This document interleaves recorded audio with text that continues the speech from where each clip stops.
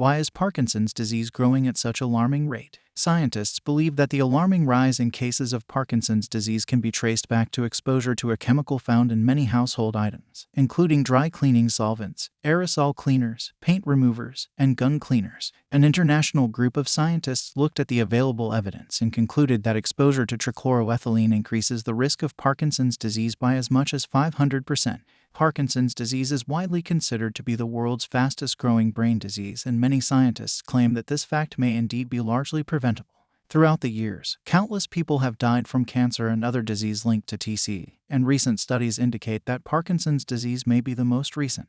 This is the conclusion in an article in Journal of Parkinson's Disease, published on March 14. Trichloroethylene has been used to decaffeinate coffee, degrease metal, and dry clean clothing for the past century, and is also a widely dispersed industrial contaminant found in paint removal, fixing typos in handwriting, cleaning engines, and anesthetizing patients among many industrial, consumer, military, and medical uses. During the 1970s, the United States produced almost 600 million pounds of the chemical, or 2 pounds per citizen. 10 million people in the United States have jobs involving this chemical or others like it used in industry. Even if TCE's home use has dropped, it is still used in the United States for metal degreasing and spot dry cleaning. Countless locations across the country have been contaminated by TCE, which can be found in 50% of the EPA's most hazardous Superfund sites. 15 of the locations utilize the chemicals to clean electronics and computer chips, all of which are in Silicon Valley, California. Camp Lejeune in North Carolina is only one of many military stations that contain TCE. 1 million Marines, their families, and civilian workers and residents at the base were exposed to TCE and perchloroethylene, a close chemical relative, in drinking water at levels up to 280 times the EPA's safe drinking water standard from the 1950s through the 1980s.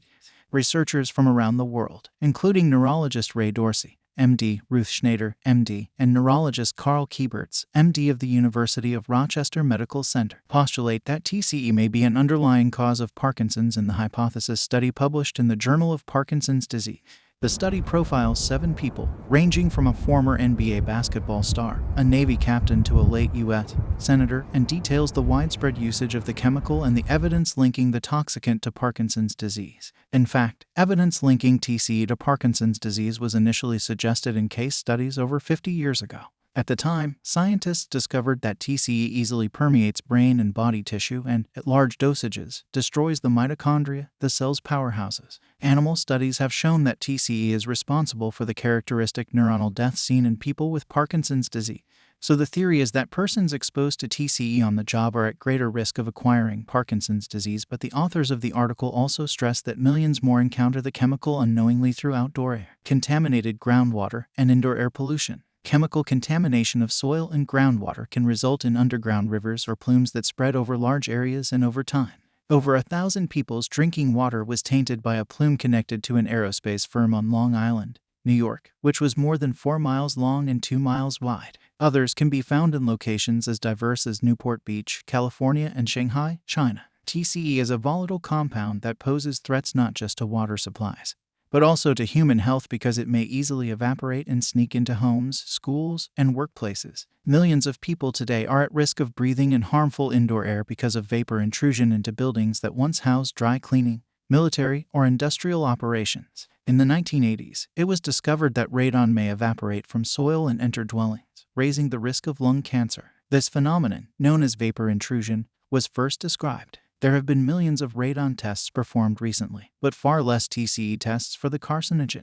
The researchers observed that commercial manufacture of the invisible, ubiquitous TCE began in 1920. As a result of its unique properties, TCE has been used in a wide variety of fields, including refrigeration, electronics cleaning, engine degreasing, and medical care. It's also been put to use in dry cleaning, though these days a comparable chemical, perchloroethylene, is more commonly employed for this task. However, the authors point out that in anaerobic conditions, perchloroethylene often changes into TCE and their toxicity may be similar. It is said that hereditary factors, which influence only approximately 15% of Parkinson's disease patients, and aging alone, are unable to account for the dramatic increase in the disease's prevalence. Certain pesticides are likely causes, but would not explain the high prevalence of PD in urban areas. As is the case in the U.S., the authors write, TCE is likely one such factor. The authors write, indicating that also other factors are at play. very few clinical studies of TCE and the possible link to Parkinson's disease have been done,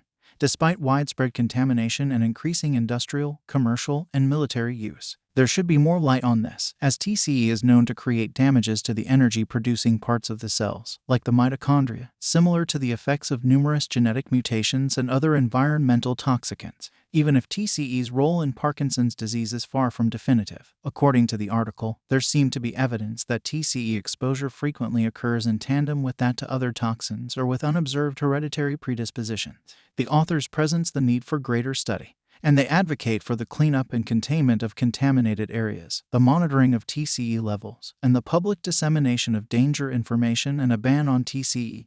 However, the widespread nature of TCE exposure, as the research argues, is another caveat, as most people with exposure to TCE does not develop Parkinson's disease. The authors present their work as hypothesis and clearly state that more work is needed to understand the connection between TCE and Parkinson's disease as well as other health risks of TCE exposure, including development of various cancers. So, it seems that the authors want to warn people about the dangers of TCE, clean up contaminated areas, and push for a ban on the chemical's further application. A world where Parkinson's disease is increasingly rare, not prevalent, may be the result of efforts to ban toxic chemicals, control contaminated areas, and protect vulnerable buildings such as houses and schools. The authors conclude with, and what could be better than that? Thank you for your attention. Please follow and subscribe to our channel for further health-related news and updates.